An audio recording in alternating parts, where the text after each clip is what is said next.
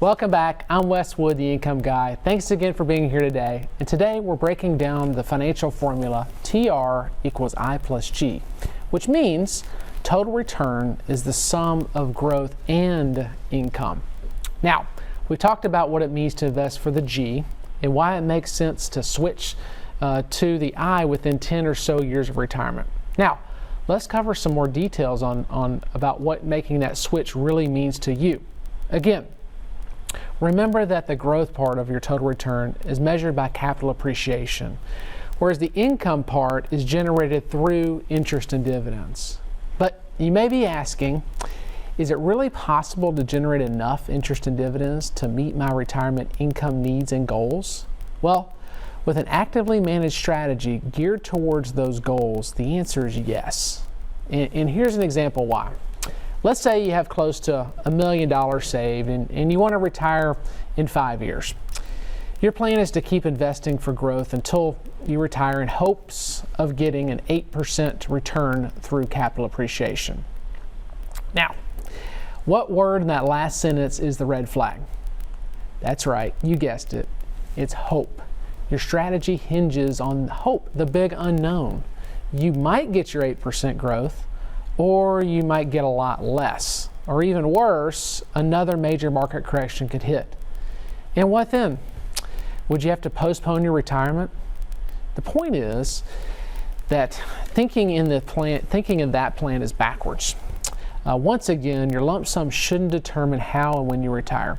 Instead, your retirement goals should determine your financial strategy and use those types of strategies to achieve those goals. So, if your goals include retiring in 5 years, now is the time to put the right strategy into place, which means focusing and making a shift from the G to the I. And once you do that, several things happen. First, you eliminate the word hope from your strategy. Your plan no longer hinges on the big unknown. Instead, it's based on a solid foundation of things you do know. For example, you know that individual bonds and bond-like instruments in your portfolio are designed to generate income at a competitive rate, typically, let's say 3 to 5%, regardless of market conditions. You know you have a contract that not only guarantees that return, but also protects your principal from a loss if you hold the bond to maturity. You know that means that any drop in value of that bond due to rising interest rates is only a temporary paper loss, and your income is not affected. You can count on that income. And you know that since you're still working, you don't need your income to retire and to live off of yet, you can use that income to keep growing your portfolio organically. That means by strategically reinvesting in other income generating options. You know you can continue doing that throughout retirement with any interest and dividend return you don't need for your income to give you more down the road. You know that if you have the right risk tolerance, you can continue investing in the stock market. But if you have the right risk tolerance, do it in a more strategic way. That means a way that's more suited to the income stage of life than the growth and the accumulation stage. An actively managed income strategy that includes tools such as BDCs and REITs can give you that option. Or if you have even a higher risk tolerance, an expertly managed portfolio of high dividend yielding value stocks might make sense for you. The point is this: there's no one investing for income strategy that works for everybody. But in my experience, this overall strategy is right for most people within 10 years of retirement for all the reasons we've talked about. Once you've made the switch from growth to income, you now have a strategy that's aligned with your goals and much better suited to your stage of life, the income stage. In other words, you now have the right formula for success. And to learn more about how to make that switch, you can reach out to me. Contact me directly and go to retiretv.com or call 855-776-0614 and ask for your free retirement income kit. Now, I want to welcome back the income specialist and founder of the Retirement Income Store, David Scranton. Welcome back, David. Thanks, Wes. So just to be clear, you're talking about hope. But hope is when you're exclusively investing for growth, trying to get that 8% average rate of return and then boom, retire and convert it to income.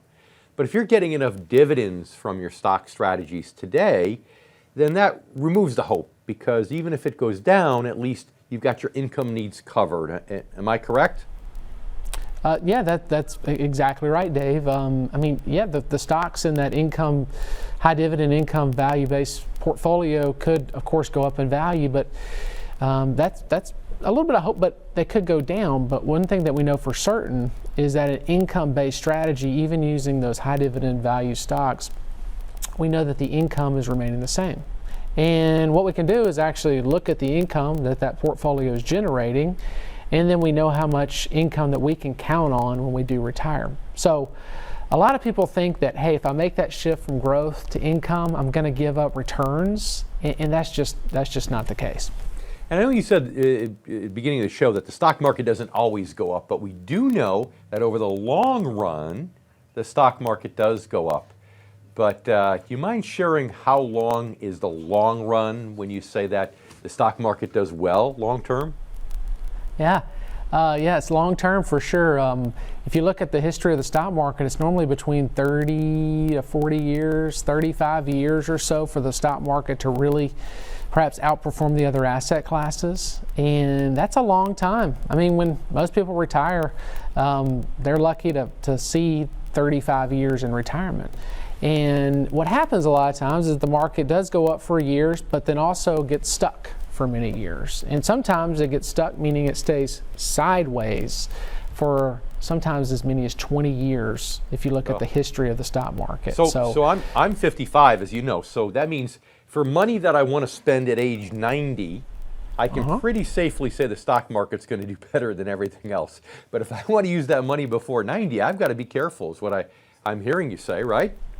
Yeah, that's right. Because imagine if you're 55 now and you want to retire in, 65, and you still have a lot of money invested in that growth stuff, and we get stuck in a long secular bear market where the market stays sideways and you're liquidating principal year over year. You can imagine that can really cannibalize an account.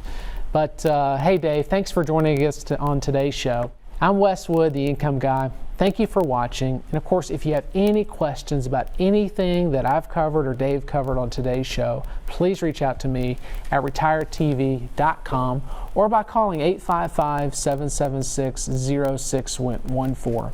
Again, I'm Wes Wood, and you've been watching the Retirement Income Show. We'll see you again next week.